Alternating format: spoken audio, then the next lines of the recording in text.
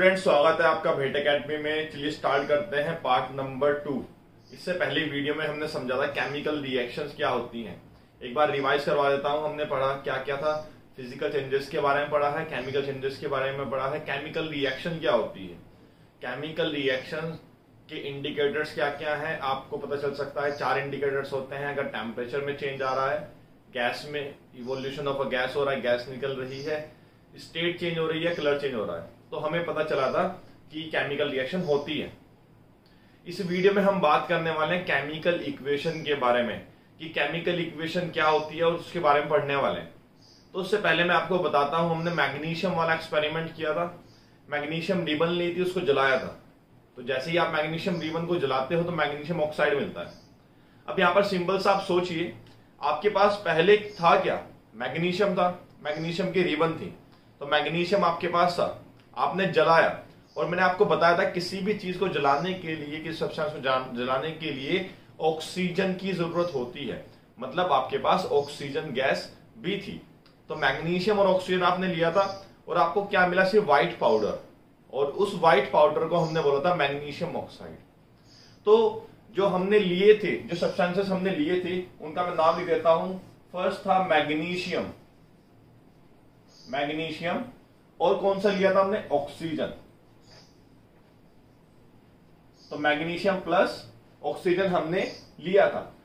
Plus का मतलब क्यों, प्लस क्यों लिखा है, क्योंकि ये दोनों हमने लिए हैं, ऐड कर रहे हैं ना इसलिए। और मैग्नीशियम प्लस ऑक्सीजन के मिलने से हमें क्या मिला था, ये एरो बता रहा है कि हमें ये चीज मिली थी और उसका नाम था मैग्नीशियम ऑक्साइड। क्या बोला था हमने उसको, मैग्नीशियम ऑक्साइड। ठीक है। अब यहां पर आप देख रहे हो, हमने वर्ड्स यूज किए हैं केमिकल रिएक्शन को रिप्रेजेंट करने के लिए। और जब हम केमिकल रिएक्शन को रिप्रेजेंट करते हैं तो उसको बोलते हैं इक्वेशन। और यहां पर हमने वर्ड का यूज किया है, तो इसको बोलने वाले हैं हम वर्ड इक्वेशन। Word equation. तो हमारे पास इक्वेशन का मतलब क्या होता है, मैंने आपको पहले भी समझाया था, मैथमेटिक्स में पढ़ोगे। किसी भी चीजों को हम रिप्रेजेंट करने के लिए इक्वेशन का यूज करते हैं। ऐसे ही हमारे पास केमिकल रिएक्शन थी पहले, अब हमें उसके बारे में पढ़ना है, उसके बारे में डिटेल में देखना है। तो हम कैसे देखेंगे, उसको रिप्रेजेंट करने का तरीका होना चाहिए, और वो रिप्रेजेंट करने का तरीका होता है इक्वेशन। अब उन इक्वेशन में पहला टाइप है वर्ड इक्वेशन, क्योंकि हमने यहां पर वर्ड का यूज किया है, नाम का यूज किया है। अब यहां पर जो सब्सटेंस हमने लिए, मैग्नीशियम और ऑक्सीजन, ये एक दूसरे से रिएक्ट कर रहे थे। ठीक है, रिएक्ट किए तभी तो केमिकल रिएक्शन हुई है। तो इसीलिए इन सब्सटेंसेस को हम बोलते हैं रिएक्टेंट्स। इन सब्सटेंस को बोलते हैं रिएक्टेंट्स, जो हमें मिल रहा है। ठीक है, या आप सिंपल से बोल सकते हैं, जो एरो के लेफ्ट साइड में होते हैं उनको बोलते हैं रिएक्टेंट्स। एरो के राइट साइड में जो भी है वो हमें मिल रहा है, एरो के लेफ्ट साइड में है जो वो हम दे रहे हैं। ठीक है, तो एरो के राइट साइड वाले में जो हमें मिल रहा है उसको बोलते हैं प्रोडक्ट। यहां पर एक है प्रोडक्ट, एक से ज्यादा होता है तो प्रोडक्ट्स बोलते हैं। तो यहां पर आपको समझना है, जो सब्सटेंसेस आप ले रहे हो, जो केमिकल रिएक्शन करते हैं, उनको बोलते हैं रिएक्टेंट्स। जो केमिकल रिएक्शन होने के बाद आपको मिलते हैं उनको बोलते हैं, अगर एक है प्रोडक्ट, एक से ज्यादा होते हैं तो प्रोडक्ट्स बोलते हैं। तो इतनी बात आपको समझ में आनी चाहिए। अब हमें समझ में आ गई, ये रिएक्टेंट्स है, ये प्रोडक्ट है, और ये जो इक्वेशन है ये वर्ड इक्वेशन है। लेकिन इस वर्ड इक्वेशन से हमें कंप्लीट इंफॉर्मेशन नहीं मिल रही है। हमने केमिकल रिएक्शन को रिप्रेजेंट करने की कोशिश की है इक्वेशन में, लेकिन इस इक्वेशन से हमें कोई भी नॉलेज नहीं मिल रही है। हमें नहीं पता चल रहा है मैग्नीशियम और ऑक्सीजन की स्टेट क्या है, क्या है, सॉलिड है, लिक्विड है, गैस है, क्या है, ये नहीं पता चल रहा है। हमें ये नहीं पता चल रहा है कि मैग्नीशियम के एटम्स कितने यूज हुए हैं, कितने ऑक्सीजन के एटम्स है, मैग्नीशियम ऑक्साइड का फॉर्मूला क्या होता है, कितने एटम्स उसमें होते हैं। तो इसीलिए इस वर्ड इक्वेशन को ना यूज करते हुए हमने वर्ड इक्वेशन के बाद में इनके केमिकल फॉर्मूले यूज किए हैं। ठीक है, और उस तरह की इक्वेशन को बोलता है केमिकल इक्वेशन। जैसे मैग्नीशियम है, आपको पता होता है मैग्नीशियम होता है Mg, ये मेटल होता है और ये अकेला Mg सिंगल स्टेट में आता है, फ्री स्टेट में। ये मैं आपको बताऊंगा कौन सा फ्री स्टेट में आता है, कौन सा कैसे आता है। ऑक्सीजन होता है O2, ऑक्सीजन को O क्यों नहीं लिखा, O2 क्यों लिखा, सबके जवाब मिलेंगे, अभी आप समझते रहो। तो मैग्नीशियम को हमने लिखा है Mg, ऑक्सीजन को लिखा है O2। मैग्नीशियम ऑक्साइड का फॉर्मूला होता है MgO। ये हमने 9th क्लास में सीखा था फॉर्मूला बनाना। अगर आपको नहीं आता है कोई दिक्कत नहीं है, मैं नेक्स्ट वीडियो में आपके लिए बता दूंगा। ठीक है, आप सिर्फ यहां पर समझ से जाइए। अच्छा, अभी हमें पता चला है मैग्नीशियम है, ये ऑक्सीजन है, ये दोनों रिएक्ट कर रहे हैं तो ये रिएक्टेंट्स हो जाएंगे। मैग्नीशियम ऑक्साइड है, व्हाइट कलर का पाउडर, याद रखना, ये प्रोडक्ट होता है। अब इस केमिकल इक्वेशन में अगर आप देखते हो, ये रिएक्टेंट है और ये प्रोडक्ट है। आपने एक लॉ पढ़ा था 9th क्लास में, law of conservation of mass. ये लॉ क्या कहता है कि मास को आप खुद से बना नहीं सकते हो, ना ही डिस्ट्रॉय कर सकते हो। मास को आप खुद से नहीं बना सकते हो, ना ही डिस्ट्रॉय कर सकते हो। मास तो कांस्टेंट रहता है, ये law of conservation of mass है।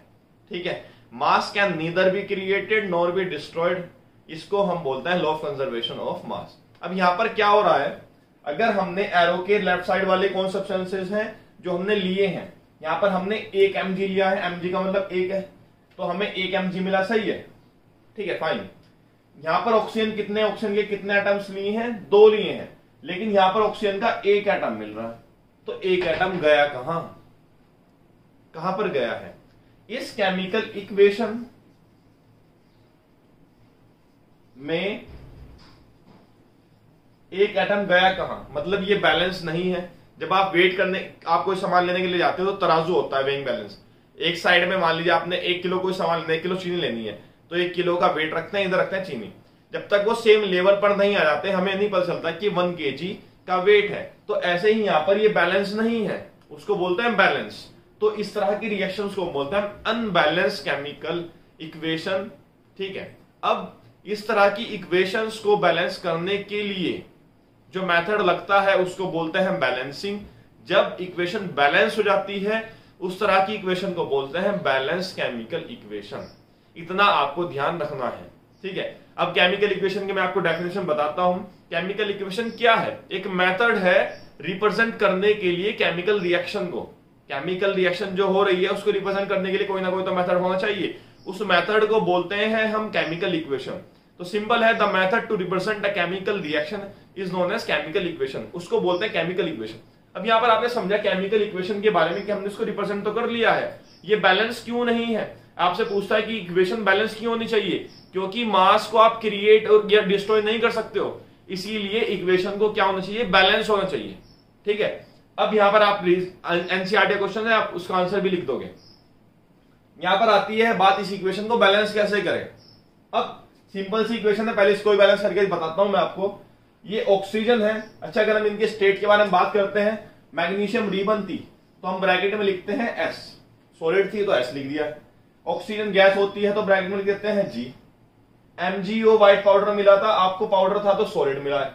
ये ब्रैकेट में केमिकल इक्वेशन स्टेट भी बताती है।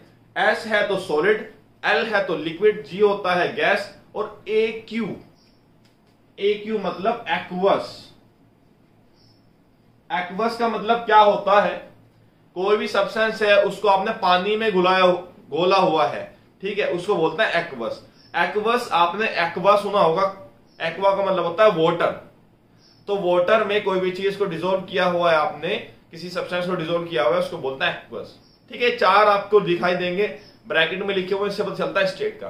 तो केमिकल इक्वेशन से हमें पता चल रहा है कितने नंबर ऑफ एटम्स यूज हो रहे हैं, और हमें पता चल रहा है कि स्टेट के बारे में, तो इसीलिए हम केमिकल इक्वेशन बोलते हैं। तो अभी आपको डिफरेंस समझ आ गया होगा, ये वर्ड इक्वेशन है, ये केमिकल इक्वेशन।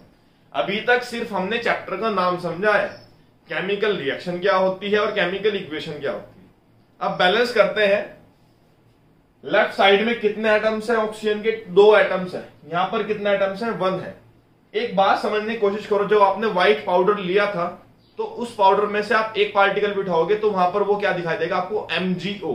वहां पर ऐसा नहीं दिखाई देगा कि Mg को अलग कर दिया आपने, ऑक्सीजन को अलग कर दिया, ऑक्सीजन के एटम को। वो MgO खुद में एक सिंगल चीज है, ठीक है। आप ऐसे नहीं कर सकते MgO में एक ऑक्सीजन ला के ऐड कर दिया तो यहां पर O2 हो जाएगा, ऐसा नहीं होगा। MgO खुद में एक व्हाइट पाउडर है, समझ रहे हो।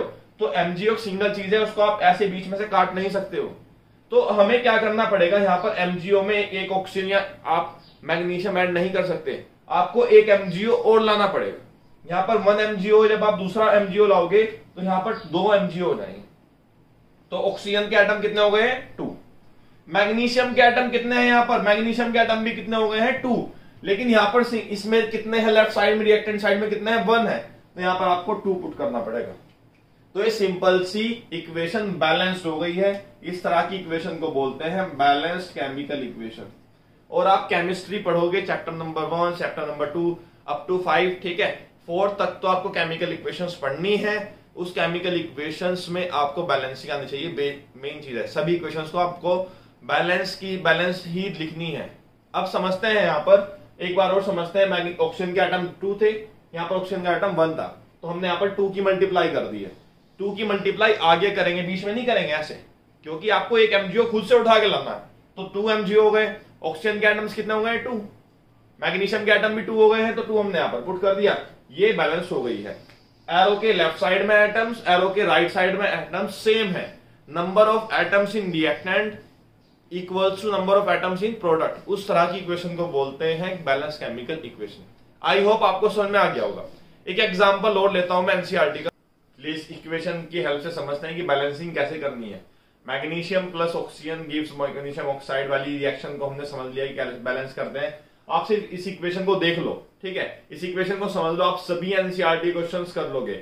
मैं एक एक क्वेश्चन आपको सोल्व करवाऊंगा एनसीईआरटी का, लेकिन आप इस इक्वेशन की हेल्प से अपना कंसेप्ट क्लियर कर लीजिए।